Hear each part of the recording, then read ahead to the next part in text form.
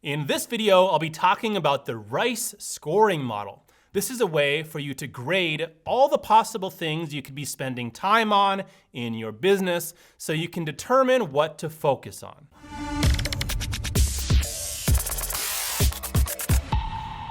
My name is Kyle Sulerud. I'm the founder of AdLeg, a marketing company that specializes in YouTube ads.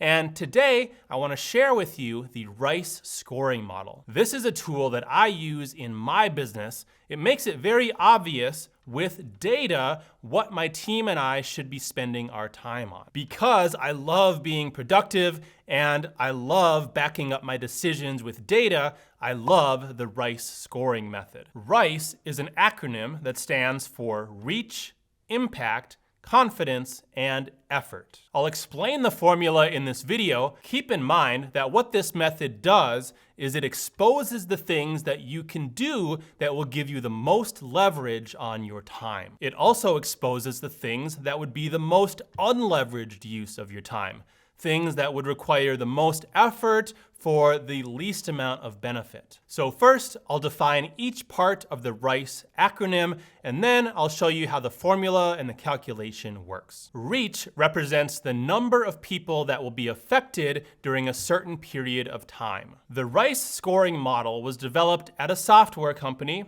Intercom, and in that original context, they were looking at how many customers a potential product change or new feature would impact over the next quarter. You can apply this to your business in any way that makes sense. If you're on a fulfillment team, reach might mean the number of customers that would be affected. If you're on a sales or marketing team, reach might mean the number of leads that would be affected. You could look at the number per month, per quarter, per year. Just make sure that you are consistent across everything that you are scoring. Let's set up an example and say, Project A will impact 300 leads during the next quarter. Project B will impact 100 leads during the next quarter. Project C will impact 25 leads during the next quarter. We'll continue with this example as we work our way through the method.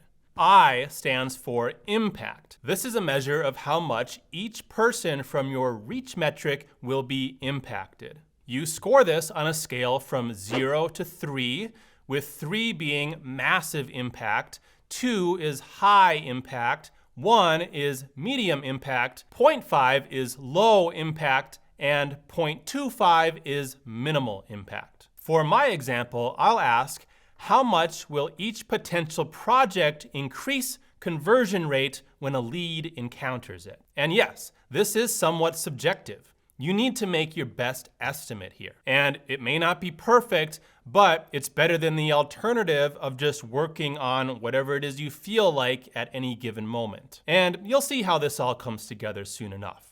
So, Project A will have a high impact, so I give it a 2. Project B will have a medium impact, so it gets a 1. Project C will have a massive impact on those 25 leads, so it gets a score of 3. The next metric is confidence, and this is a measure of how confident you are in your estimates. So if you give something a high reach or a high impact score, but you don't really have the data to back that up, then you would give that project a low confidence score. If your estimates are based on a lot of research and facts, then that project would get a high confidence score. The confidence score is a percentage, so it's measured from 0 to 100%, with 100% being absolutely confident. In my example, my confidence in Project A's estimates is 80%. My confidence in Project B's estimates is 95%. My confidence in Project C's estimates is 50%. Not very confident, but not so low that it's a wild guess either. The last part of the RICE scoring model is effort. Effort is the amount of work required to complete each project. This could be the amount of work required by your entire team, or this could be the amount of work required just by you if you're using this model to score personal projects. In the original RICE model, developed by Intercom, effort is measured in person months, which is the amount of work one person can do in 1 month. This would give you scores like 4-person months, a half-a-person month, 10-person months, and this makes sense with bigger teams working on bigger projects. When I use RICE in my business, I'm not scoring projects that are that large, so I find it easier to score effort based on the number of hours something will take. It doesn't matter what time frame you use, as long as you're consistent across everything that you are scoring. You wouldn't grade one project in hours and a different project in person months. To continue with my example, project A will take 30 hours, project B will take 10 hours, project C will take 2 hours. Now, the last thing to do is put these numbers into the RICE formula, which looks like this. Reach times impact times confidence divided by effort equals your RICE score. A good way to set this up is on a spreadsheet.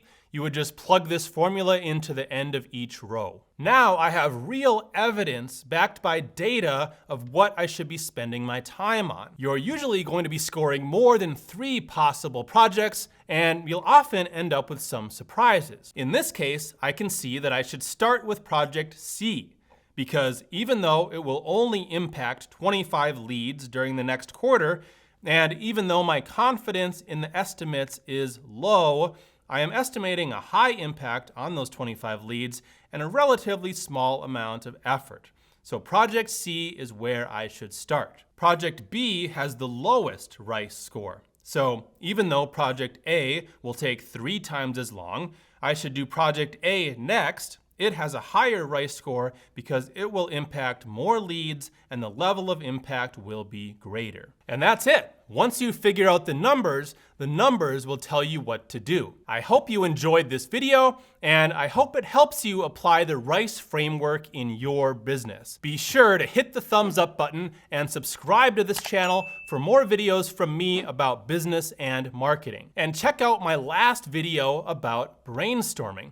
If you want to add to your list of potential projects to work on, and you want to generate a ton of new ideas quickly, then brainstorming can be a great way to do it. You never know. You could come up with your highest RICE score project during your next brainstorming session. Just because you have a lot on your plate now doesn't mean you should ignore the hunt for new ideas. Click the link in the description and go check out that brainstorming video now. Thanks for watching this video. Again, my name is Kyle Sulerud, and I'll see you in the next video.